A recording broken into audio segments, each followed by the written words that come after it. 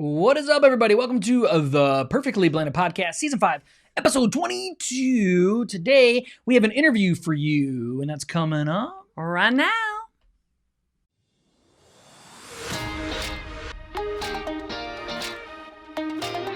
Thank you so much for joining us on the Perfectly Blended Podcast. This podcast is for blended families, for couples that want to strengthen their marriage and want a brighter future. Perfectly Blended exists to break the stigma of divorce, drop the shame and guilt holding you back, and equip marriages to thrive instead of just survive. We believe all that is possible in this life is based on the power of Jesus Christ and His ability to restore us fully. Let's dive in. Welcome to today's show. We're so excited. We have an author. She is LA based. If you're not sure where that's located, that is Los Angeles, California. And we have her. Her name is Bethany Nicole. We're going to be bringing her on in a minute. She's an author. She's a relationship coach. She is all the things. And we believe that she has some awesome stuff that she can share with you guys today. But before we do that, do you have anything that you want to talk about? No. I had to think for a minute. I'm like, is there? No, there actually isn't. There is none of the things. Oh, there it is. There it is. Be nice. I am being nice. So Josh and I got the pleasure this past Friday and Saturday of really being able to find out exactly how inactive we are in our regular everyday lives. Because we're broken. Brian Dumont from Family Life Radio needed some volunteers for the Big Ticket Festival in Grayling. And Gaylord. It was in Gaylord. No, it was at Grayling. Okay. Because I already told. I want everybody to look it up because we're recording it right now. Good.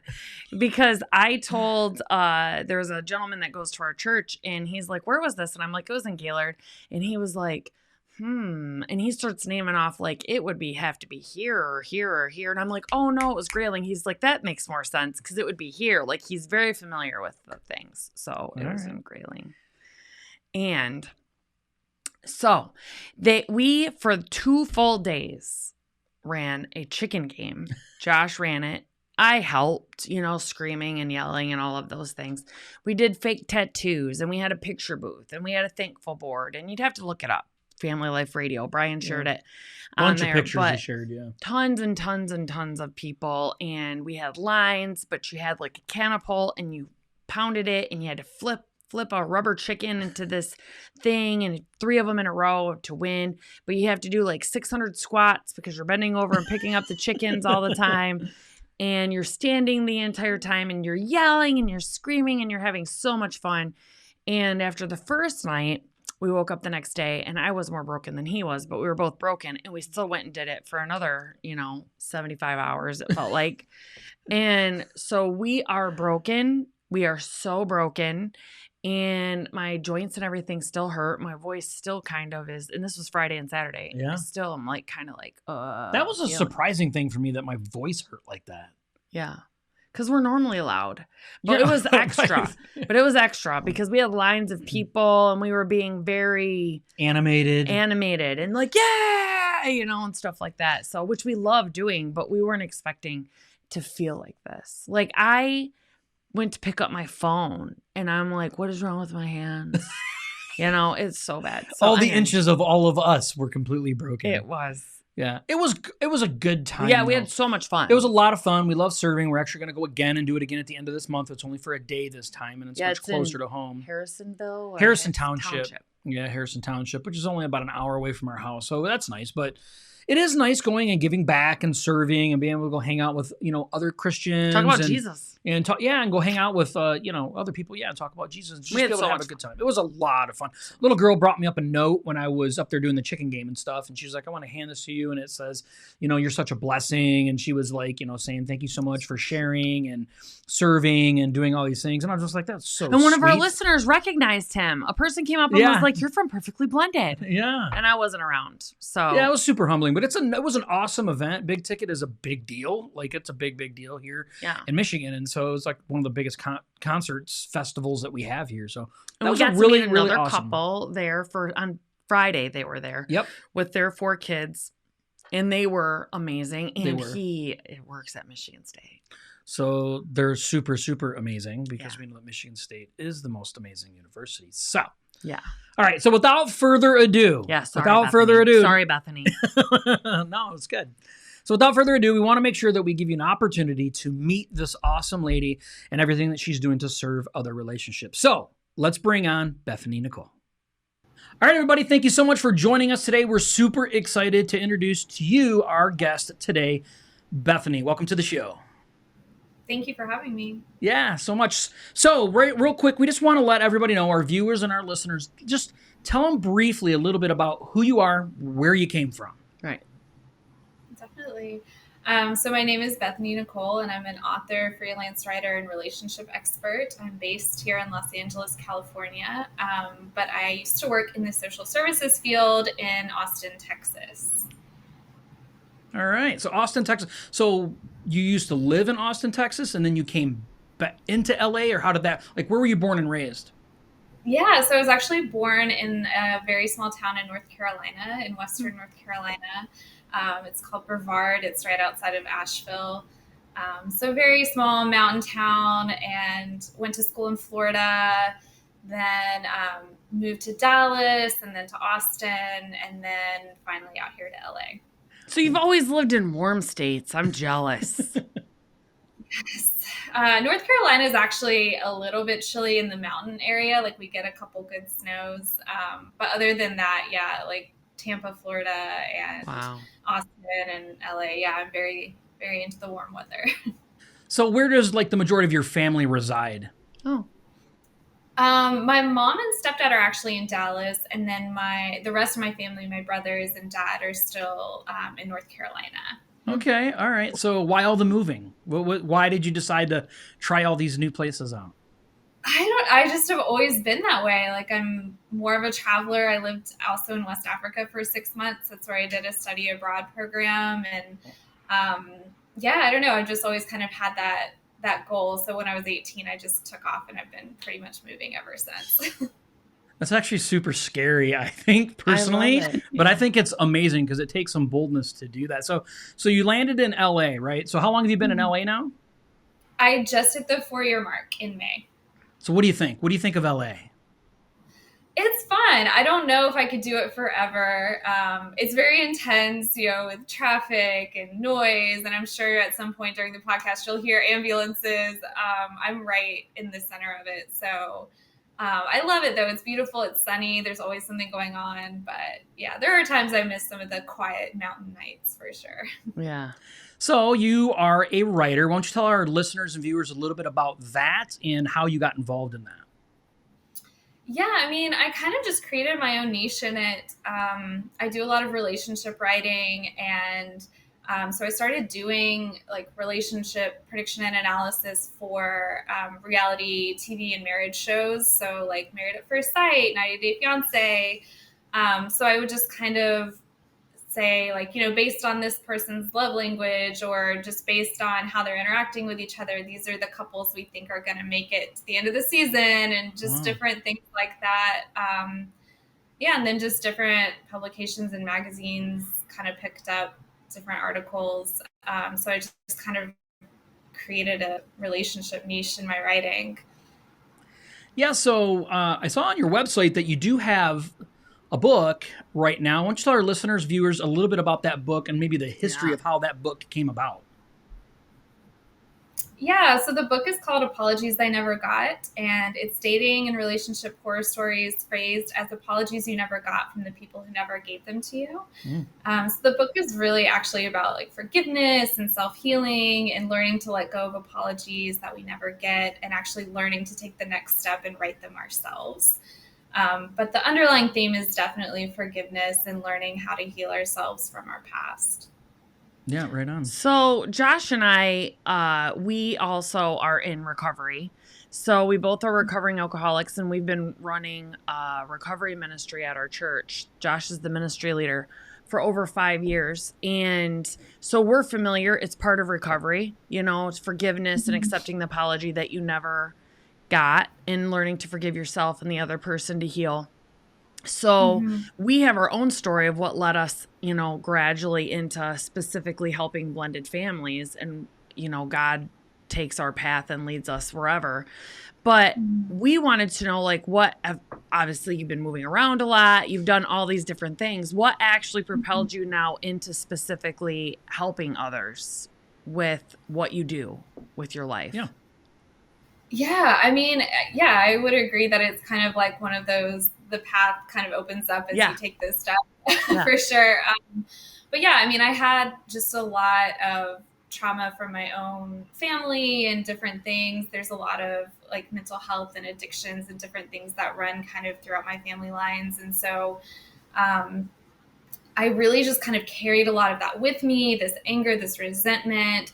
And I was taking it into relationships and just kind of dragging all of this stuff around with me. And, it kind of just really hit me one day, just kind of like one of those awakening moments of, wow, like I'm never going to get this. Like, this person's never going to apologize to me. And even if they do, that doesn't undo anything. And so I really just kind of started creating the concept of the book of like writing my own apologies. And then I kind of took it in the relationship direction and started kind of gathering material from friends and family and like kind of gave it some humor, gave it some fun, made it a little bit lighter. But the concept is definitely a little bit deeper, but it's really just kind of sharing what helped me get through some of my stuff and learning, instead of taking all of this resentment energy towards trying to get this other person to apologize, I took all of that energy towards self-healing and just was able to make so much more of my life. Yeah, it's so good. I think that there's a big misconception on that we think that other people have the key to freeing us, and that's just not the truth. Exactly. We have the keys to do it and getting to a position. And I love that you say that you use humor and things in it too, because we have to be able to laugh about some of these stressful, torturous times in our past to be able to free ourselves and be able to let those go. Because ultimately, most of our problems on Earth here are due to poor relationships of the past, because we're all broken to some degree, and it's just other broken people trying to love other broken people, and that's gonna end in pain somewhere. And so, Yeah, I absolutely. think that's awesome. Yeah, I think that's fantastic. Well, let's shift gears a little bit. And you mentioned that you worked for Child Protective Services. And so, since we are a podcast and we do have a blended family as our main audience and couples, why don't you talk a little bit about your experiences with blended families in regards to your lens through CPS? Because she also is a relationship expert too. Right. So And that could that's help. tie all that together. Yeah. Maybe give us a little bit of insight into that. Yeah, I mean, so I worked with kind of two sections of CPS, and that's what we called it in Texas. It's got different names, I guess, in different states. But the way we did it in Texas, we had different units. And so I worked in what was called the conservatorship unit initially, and that's kind of where you get experience with the kids that are already within the system, and you're working with them to try to reunify with their biological family and then working to find them placements if they can't. And then the second half of the time, I worked specifically with what's called kinship placements. So it would be relatives or friends of the family that were taking in the children that were in custody. And so that was kind of where I kind of got the meat of like learning how to blend the families and what kind of problems that can create and what that looks like. And kind of what systems work well and what really doesn't. And of course, that just CPS in general has such an impact on the families. It's a whole different level of stress with the court cases and all of that. But even just, bringing any new child or combining families, your entire dynamic is going to shift. The relationships are obviously going to have some pressures. And, seeing a lot, especially with the types of children that were being placed, they obviously have come from really traumatic situations. So, behavior problems are very common, even more so than just, maybe a couple coming together with two separate sets of children that have been raised in, maybe fairly stable homes. And yeah, so it was really good learning experience, definitely for what I do now and for working with couples now, and seeing kind of the impact that has. And it sounds like from what you were just saying about your past too, you came from a blended family, right? No, it did not blend until I was already in college. Oh, wow. So, Okay. So do you yeah. have younger siblings? No, I'm the youngest. Wow. So tell us a little bit about, okay, I want to talk about that. Yeah. Because that's super interesting, okay? So we'll put pause on the Child Protective Services thing real Yeah, quick. sorry. No, this is good. This is good. I'm like, because I want to know, as an adult child, right? How do you feel that your mom remarried? yeah. So you have a stepdad. I thought you heard say that. Okay. So how has that impacted? And how many siblings do you have before we jump into that? How many siblings do you have? I have 2 older brothers. Okay, so there's 3 of you. So how do you feel like that has impacted you guys as adults? I mean, I feel like that part wasn't as bad, I guess, because so my mother married my stepdad, and they've been together for like 12 years, I guess, at this point. And theirs was pretty smooth. They were actually high school sweethearts, which is kind of strange. And so my mom and dad were married for like 30 years. And so then, yeah, they got together on kind of the other side of that. So that one wasn't as impactful. And again, like my oldest brother is 9 years older than I am. So he was actually already like married with kids by the time all of that kind of happened. But yeah, then my father went through kind of a string of marriages, and that was a lot more impactful, I think, on all of us, just because they were so chaotic, and his mental health just really that was the end of his mental health, basically. So I think it kind of depends too on, what the marriages look like and how the relationships are, and how they're introduced. And I mean, I think all of that kind of played a role. But yeah, I feel like my mom and stepdad's marriage and all of that wasn't really quite as impactful, I guess, because it was. So how many times has your dad been married? That's an excellent question. It's probably like 3 or 4 at this point. I've honestly stopped keeping track of that, because there's been marriages and partial divorces and then remarriages and separate. I don't even keep track. My dad was married 5 times. Okay. So that's why when you're like, my dad kind of went through a string of marriages, I'm like, I feel you, sister. I feel you on that. So I get it. Well, it's probably, I would like to assume that it's probably simpler than you're saying, that your mom and your stepdad hasn't really been impactful, but because it doesn't feel like it's been that big of a disturbance. Yeah, I would say, they got together, they were together right away, and they've been together ever since. And in North Carolina, you have to be separated legally for a year before you can get divorced. So, they had at least a year before they got married. So we had time to kind of meet him and all of that. So it really wasn't, as impactful, just because it wasn't as chaotic. And then we were also already, grown and out of the house. But it wasn't a shock to you guys? It wasn't a shock? Did you guys kind of foresee it coming, or was it just kind of like, hey, we're getting divorced? Yeah, no, that was the shock, because like I said, they'd been together for 30 years. So it was definitely a shock of, we're getting divorced, and by the way, I'm with this man. So that part was really because if a couple makes it 30 years, you're kind of just you don't even think twice about it. Yeah.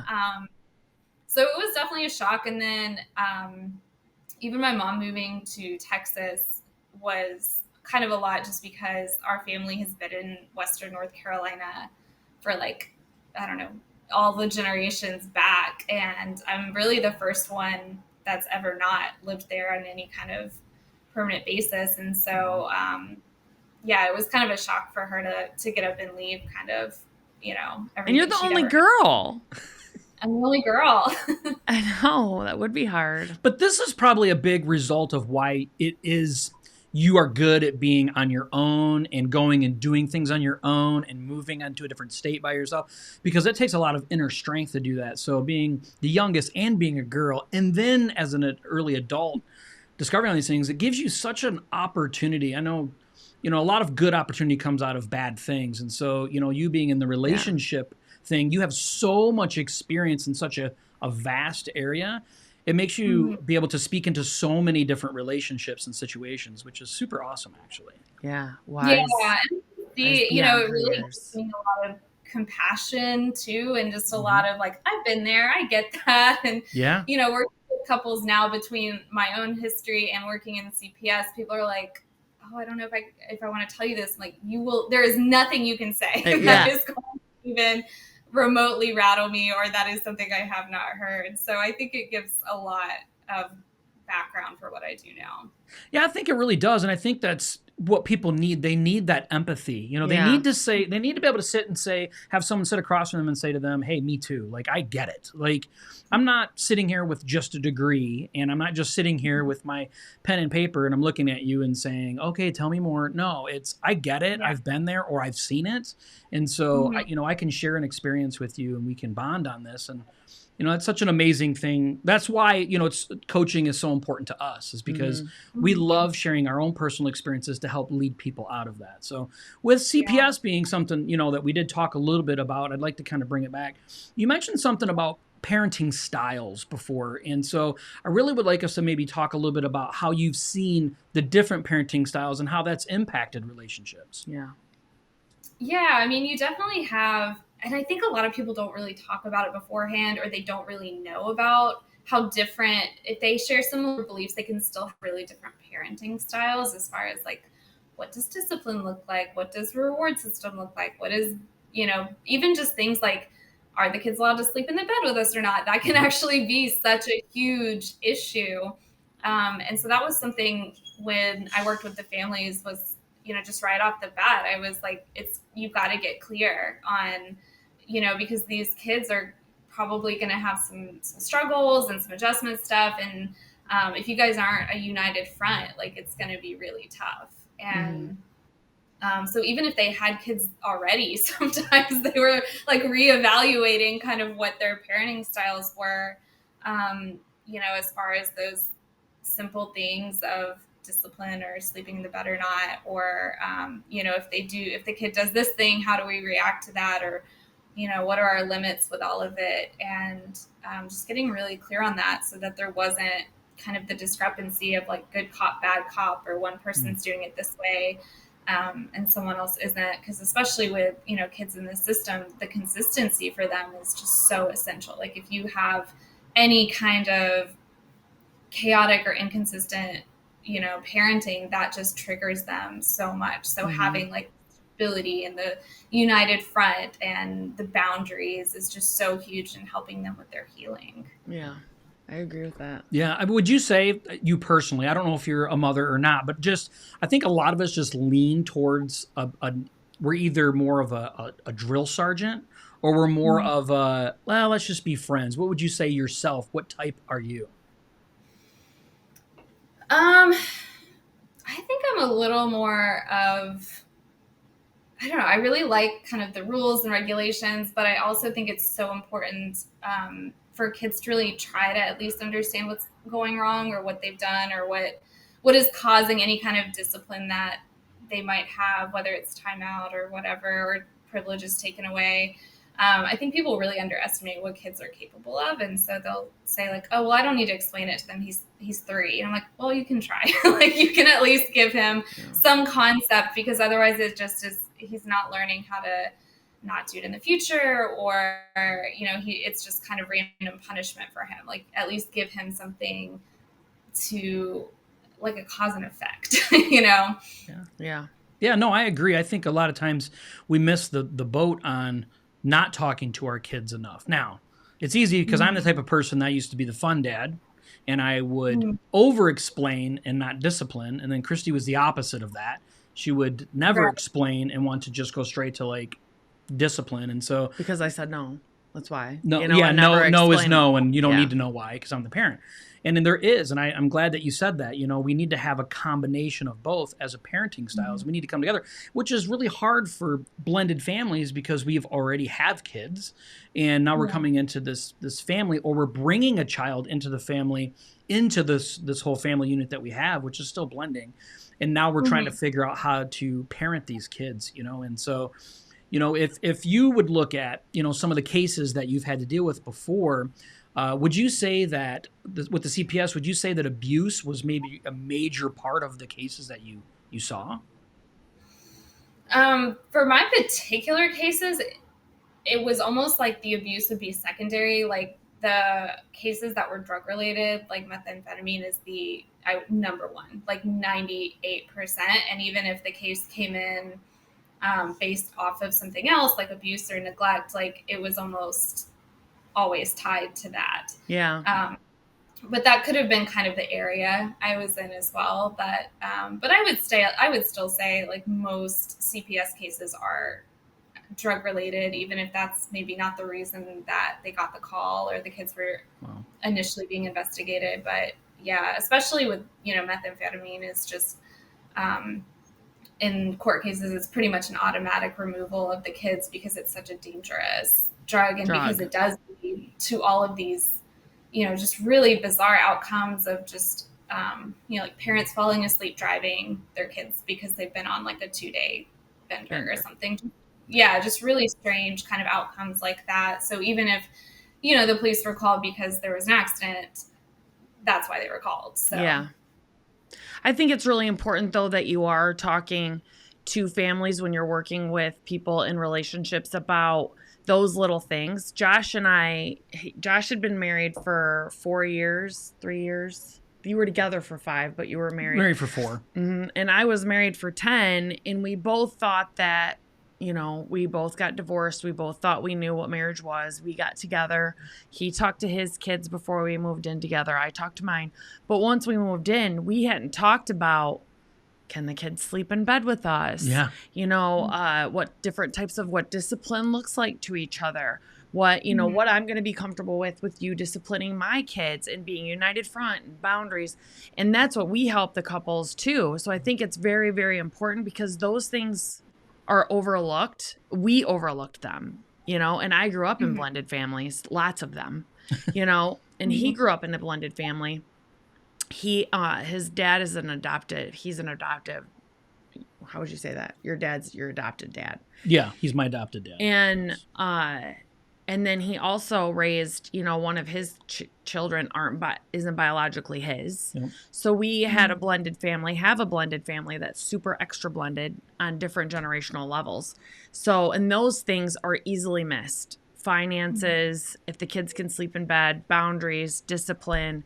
What does discipline look like to you? What does rewards look like to you? Mm-hmm. So I think that does help families a lot when you can talk to them about those things. Do you have any like special like things that you would give them, like, hey, this would be a quick way for you guys to figure out what a reward system is, or if you can't agree on what discipline or reward should look like, this maybe could help you guys start setting that foundation. Was there any like tips or tricks you could give them? Yeah, and especially because being in Texas, people would often have kind of their own discipline. And a lot of times it did include like spanking or things like that. And CPS doesn't allow that. If the kids are in custody, you cannot physically discipline the children. So some of the time the parents would, or the soon to be parents, I guess, or the relatives would be like, well, that's what we did with our kids. Like, we don't know any other way. Yeah. They would have to be redoing like their entire system because, it's a really big deal, obviously, because of what these kids have been through. It can really affect them differently. Even just like, a little spank or whatever, that wasn't even hard, or what these people think to a kid who's been physically abused. Any adult raising their hand to them in any capacity can create a really huge trigger. So we would often have to sit down and just completely redo whatever system they had because of like, well, if you see them, then this kid's going to leave. So we would have to, get them on the same page, or even a brand new page of, these are the techniques that you can use, and this is what works and this is what doesn't. And, these are some of the techniques that we recommend, like the naughty chair or, different things like that. And one of the big things too was just really working with them on, in any blended family, just like releasing any kind of expectation you have. Like thinking, well, the kid's like out of this bad situation, so they're going to be so good. It's like, no, that's not how it works. Like, no. Kids can be having a hard time no matter what. So yeah, I think that was the big thing we worked on, was even just teaching them new techniques and then helping them release expectations of what they thought it was going to look like, because that would be, the biggest disappointment for people is like, well, they're doing X, Y, and Z thing, but they're in this nice new home. And it's like, well, they need a little time to kind of recalibrate as well. Yeah. Yeah, because I would assume that most of these kids are getting taken from CPS and they're being placed into other homes. I mean, these kids are traumatized, apparently. I mean, there's some things going on, and so they're already scared, and now they go into this home. Yeah, now you have to teach the parents how to parent differently than what they're used to parenting all of their kids now. And so that alone is probably traumatic on everybody, and that's hard. And blended family stuff is just difficult because we talk about I guess there's over 125 different ways of blending. Because all the different scenarios, it's not just marriage and divorce that causes blending. It's like you're bringing up a great point. It's, bringing a child that was maybe removed and now is temporarily being put into a home, that's blending, because now the whole system, like you're saying, the whole system now has to be revamped, re-looked at and say, hey, how are we going to make this work for everybody? Because something big that we use in our own marriage early on was something we call the chore chart. And the chore chart was... It solved many problems. It solved so many problems because the major problem really wasn't the kids. It was us being able to agree on stuff. And so the chore chart was a chore chart, number one, but it also doubled as a punishment board. And as a blended family, it's like, how do we carry out punishments? Because she punished her kids very different than I did mine. So how do we do this? And we had to create this chart, but ultimately it was good because it made us agree on something. So... those are things that are hard. Yeah. And we talked about parenting styles a little bit too. Yeah. For that, because I was a spanker and he was not. Yeah. And when you blend a family, you have to start saying, okay, well, we can't have a divided home either. We can't have two kids getting spanked and two kids not getting spanked. And so we had to come up with something that, everyone was held accountable and they still got disciplined, but it was more on a same level. Picking up poop or writing sentences or standing in a corner. Dog poop. Yeah, dog poop. Let's clarify. We're not that mean. We're not going to defecate on the floor and have you come pick it up, kid. Right, we're not that mean. Yeah. But so and that actually solved a lot of problems. We didn't point any fingers at each other anymore saying you're playing favoritism against my kids and yada, yada, yada. Because we had red light, yellow light, green light for things. And it created, de-escalated quickly. It saved us. Yeah. It literally saved us because it made us get on the same page. Yeah. Which is really hard. Yeah.